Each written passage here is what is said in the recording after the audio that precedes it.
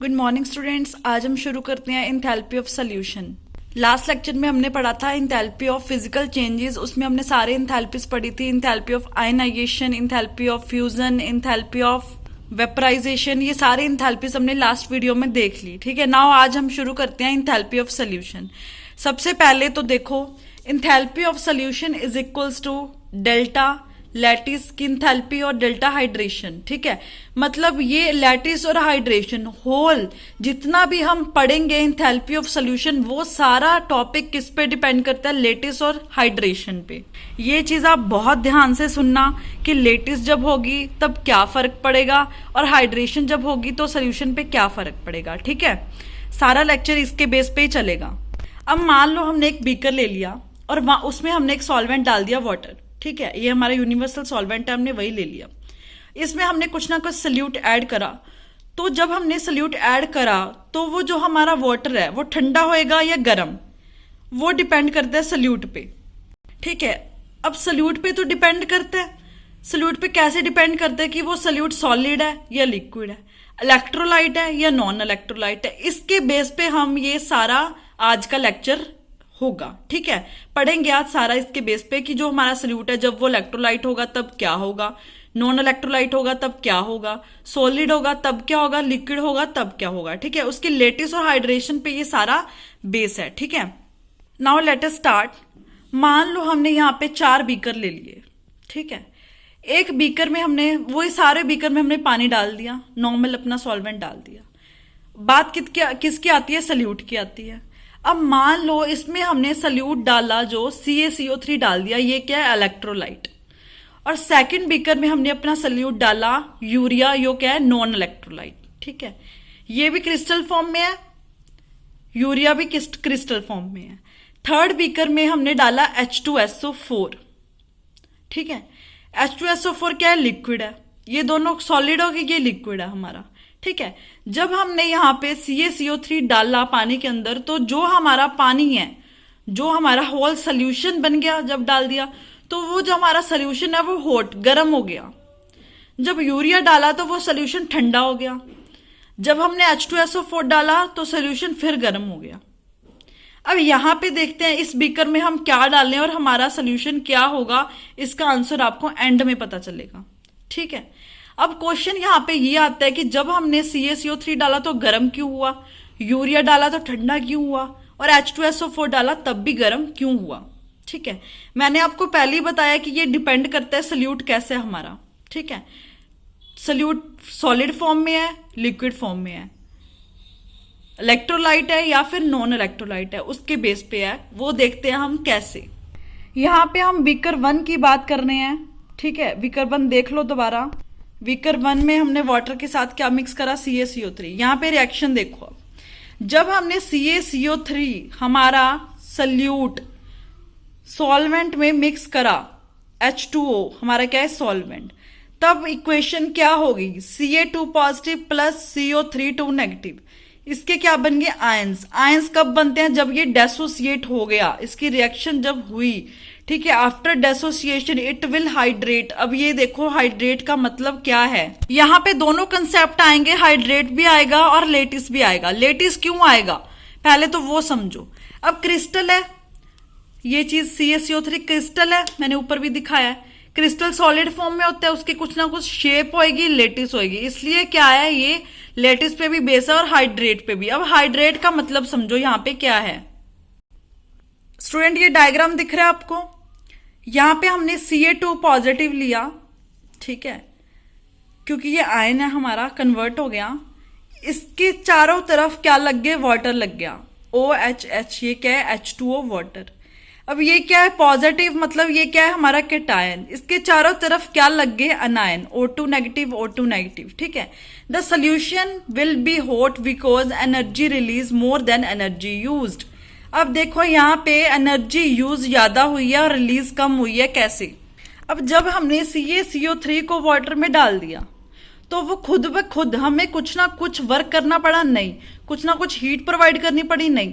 हमें कुछ भी एनर्जी इसको प्रोवाइड करनी ही नहीं पड़ी। ये खुद ब खुद क्या हो गया? अपने आप कैटायन और एनायन में कन्वर्ट हो गया। ठीक है, जब ये कन्वर्ट हो गया आफ्टर डेसोसिएशन, डेसोसिएट हो गया, इट विल हाइड्रेट, उसके बाद फिर ये हाइड्रेट हो गया, मतलब इसके साथ वाटर अटैच हो गया। तो क्या हुआ, जब वाटर अटैच हुआ तो कुछ ना कुछ एनर्जी रिलीज हुई, डेसोसिएशन हुआ जब तो कुछ ना कुछ एनर्जी रिलीज हुई। ठीक है, तो इन्होंने क्या बोला है, जब एनर्जी रिलीज होती है तो सोल्यूशन गर्म हो जाता है। ठीक है, the solution will be hot because energy release more than energy used. मतलब हमने यहाँ पे कुछ एनर्जी यूज तो की ही नहीं, यहाँ पे सिर्फ एनर्जी हमारी रिलीज हुई है, इसलिए हमारा जो सोल्यूशन है वो हॉट हो गया यहाँ पे। ठीक है, ना हम देखते जब हम यूरिया ऐड करते हैं तब हमारा सोल्यूशन कोल्ड क्यों होता है। इसका आंसर तो आपको मिल गया ना कि ये सोल्यूशन हॉट क्यों हो गया, क्योंकि यहाँ पे हमारी एनर्जी रिलीज हुई है, हमने उसको एनर्जी दी नहीं, सिर्फ हमारी एनर्जी रिलीज हुई है। अब यूरिया के केस में देखते हैं क्या होता है। वो CaCO3 था जो वो इलेक्ट्रोलाइट था, अब यूरिया क्या है, नॉन इलेक्ट्रोलाइट। वो इलेक्ट्रोलाइट था इसलिए उसकी डेसोसिएशन होगी। अब यूरिया क्या है, हमारा नॉन इलेक्ट्रोलाइट। ठीक है, यहाँ पे हम यूरिया की जगह शुगर और ग्लूकोज भी ले सकते हैं, पर यहाँ पे हमने एग्जाम्पल लेके चले हैं यूरिया का। यूरिया को हमने बीकर में डाला, बीकर लिया, बीकर में यूरिया को डाला पानी के अंदर, तो वो डिसॉल्व होगा, नहीं होगा। क्यों नहीं होगा, क्योंकि वो नॉन इलेक्ट्रोलाइट है। नॉन इलेक्ट्रोलाइट सॉल्यूशंस कौन से होते हैं, जो वाटर में डिसॉल्व नहीं होते, मतलब वो उसकी डेसोसिएशन नहीं होगी, डेसोसिएशन नॉट, सो सोल्यूशन इज, जहां पे जब इसकी डेसोसिएशन हुई नहीं तो सोल्यूशन क्या रहेगा, ठंडा ही रहेगा ना, क्योंकि एनर्जी हमें इसको देनी पड़ेगी, रिलीज तो हुई नहीं क्योंकि डेसोसिएशन ही नहीं हुई। राइट, नाउ हम थर्ड पे आते हैं। थर्ड बीकर में क्या होता है, अब थर्ड बीकर में हमने H2SO4 ऐड किया था। H2SO4 क्या था, हमारा लिक्विड था। ठीक है, अब जब हमने इसको पानी में डाला तो ये खुद ब खुद डिसॉल्व हो गया, मतलब डेसोसिएट हो गया H पॉजिटिव और SO4 टू नेगेटिव आयंस में। In this only energy release in the solution, इसमें भी एनर्जी सोल्यूशन में रिलीज होगी, because in this water can't give energy, water ने तो उसको एनर्जी दी नहीं ना, खुद ब खुद वो टूट गया for dissociation. But H2SO4 directly dissociate and release energy. वही मैंने आपको बताया कि खुद ब खुद एनर्जी, इसने वाटर ने इसको एनर्जी नहीं दी, इसकी खुद की खुद एनर्जी थी, वो रिलीज होगी जब ये डेसोसिएट हो गया। ठीक है, ये दोबारा पढ़ लेना आप। और एक चीज ध्यान रखना कि जो H2SO4 है उसको हम हमेशा वाटर में ऐड करते हैं, वाटर को H2SO4 में ऐड नहीं करते। ये भी एग्जाम में क्वेश्चन आ जाता है, वाई, इसका यही रीजन है कि डेसोसिएशन हो जाती है। मान लो H2SO4 में हमने वाटर को ऐड कर दिया। ठीक है, जब H2SO4 में वाटर को ऐड कर दिया तो वो एकदम से जो बीकर है हमारा वो फट जाएगा।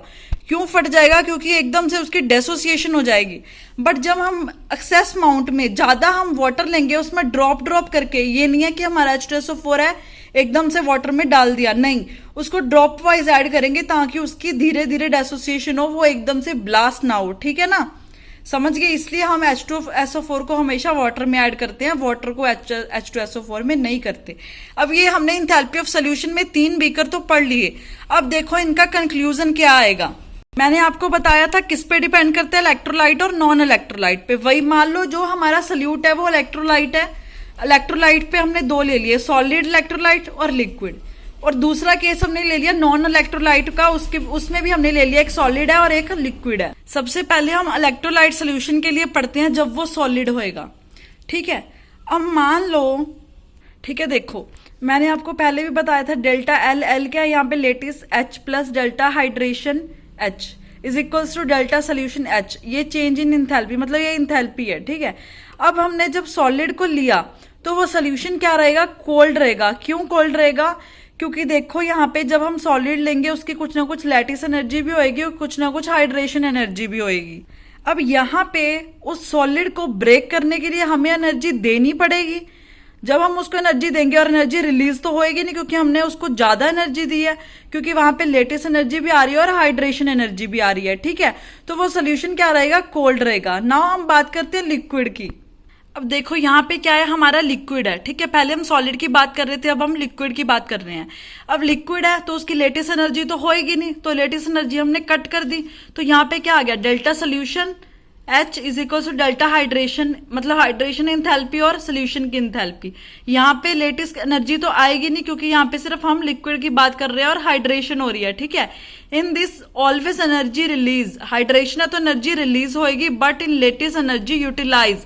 ये लाइन बहुत ध्यान से सुनो, यहाँ पे क्या है, लेटिस एनर्जी नहीं है, ठीक है। ये चीज ध्यान रखना कि यहाँ पे भी एनर्जी रिलीज होएगी, वो सोल्यूशन हॉट होएगा, और जहां पे लेटेस्ट एनर्जी यूटिलाइज होगी वो सोल्यूशन हमेशा कोल्ड रहेगा, ठीक है। अब यहाँ पे हाइड्रेशन एनर्जी है, मतलब एनर्जी रिलीज हो रही है, तो हमारा लिक्विड वाला जो बीकर होगा वो क्या होगा, हॉट होएगा, क्योंकि यहाँ पे लेटेस्ट एनर्जी हमारी नहीं है, ठीक है। अब बात करते हैं हम नॉन इलेक्ट्रोलाइट की, समझ आ गया ना। जब एनर्जी रिलीज होएगी तब हॉट होएगा, लेटेस्ट एनर्जी में हमेशा क्या होता है, एनर्जी यूटिलाइज होती है जब लेटेस्ट आएगा, हाइड्रेशन में एनर्जी रिलीज होती है, ठीक है। अब बात करते हैं नॉन इलेक्ट्रोलाइट सॉल्यूशंस की। देखो नॉन इलेक्ट्रोलाइट में भी हमने दो चीजें ले ली, सॉलिड और लिक्विड। पहले हम सॉलिड की बात कर रहे हैं। सॉलिड में अब क्या आएगा, हाइड्रेशन एनर्जी नहीं आएगी, यहाँ पे सिर्फ लेटिस एनर्जी आएगी। जब लेटिस एनर्जी आएगी तो मैंने आपको क्या बताया था, देखो यहाँ पे, because in this no dissociation occur, जब लेटिस है उसको हम डालेंगे तो वो डेसोसिएशन नहीं होगी, नॉन इलेक्ट्रोलाइट है। ध्यान रखना ये इलेक्ट्रोलाइट नहीं है, अगर इलेक्ट्रोलाइट होता तो डेसोसिएशन होती, पर यहाँ पे क्या है, नॉन इलेक्ट्रोलाइट, इसलिए डेसोसिएशन नहीं हो रही। No dissociation occur, it only depend upon lattice, इसलिए ये सिर्फ लेटिस पे डिपेंड करता है। वहां पे जब हम सॉलिड की बात कर रहे थे, जब हम इलेक्ट्रोलाइट में सॉलिड की बात कर रहे थे, वहां पे लेटिस प्लस हाइड्रेशन था, वो सोल्यूशन क्या था हमारा, याद करो, कोल्ड था, क्योंकि वहां पे दोनों बात हो रही थी। यहाँ पे सिर्फ लेटिस की बात होएगी, ठीक है। तो ये हमारा सॉलिड क्या होगा, कोल्ड होएगा, हॉट नहीं होगा, क्योंकि यहाँ पे डेसोसिएशन नहीं हो रही। नाउ ये बात करते हैं लिक्विड की। H2SO4 मान लो, यहाँ पे कोई भी लिक्विड मान सकते हैं, H2SO4 नहीं मानना तो आपने ये तो मान लो, ठीक है। कुछ और देख लो जो नॉन इलेक्ट्रोलाइट होगा, तो ये किसके इक्वल आएगा, लेटिस एनर्जी के इक्वल आएगा, लिक्विड है। अब इसमें क्या है, in this case liquid will dissolve H2O directly, ठीक है। अब मान लो ये तो पता है कि ये नॉन इलेक्ट्रोलाइट है, पर ये लिक्विड है, वाटर में जाएगा तो ऑब्वियसली इसकी डेसोसिएशन तो हो ही जाएगी, ठीक है।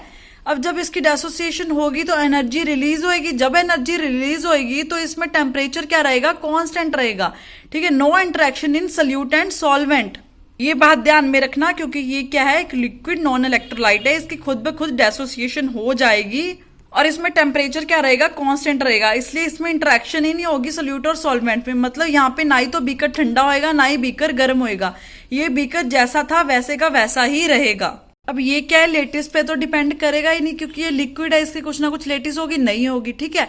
इसमें क्या है, ये सिर्फ अंदर जाके डिसॉल्व होएगा, ना ही तो वो डेसोसिएट नहीं होगा, ठीक है। हम इन शॉर्ट कह सकते हैं कि डेसोसिएशन हो रही है, पर उसको हम एग्जैक्ट वर्ड डेसोसिएशन नहीं बोल सकते, हम यहाँ पे लिख देते हैं डिसॉल्व, डेसोसिएशन की जगह पे। यहाँ पे हम डेसोसिएशन नहीं बोल सकते, क्योंकि डेसोसिएशन तो हो ही नहीं रही ना, यहाँ पे सिर्फ डिसॉल्व हो रहा है अंदर जाके, ठीक है। टेम्परेचर तो इसमें कांस्टेंट ही रहेगा, ठीक है। जब टेम्परेचर तो कांस्टेंट ही रहेगा एट दिस कंडीशन, क्योंकि सिर्फ डिसॉल्व हो रहा है, तो एनर्जी क्या होगी, रिलीज होएगी। पर यहाँ पे टेम्परेचर कांस्टेंट होने के कारण ये बीकर ना ही तो ठंडा होएगा ना ही गर्म होएगा, ठीक है। In this case temperature remain constant, no interaction in solute and solvent. ये था हमारा आज का लेक्चर, एंथैल्पीज ऑफ सोल्यूशन, ठीक है। नाउ नेक्स्ट लेक्चर हम आगे पढ़ेंगे, देखते हैं क्या पढ़ते हैं। Okay, bye bye. ध्यान से पढ़ना, साथ साथ नोट्स बनाते रहो। मेरे चैनल को सब्सक्राइब नहीं करा तो प्लीज चैनल को सब्सक्राइब करो। ओके।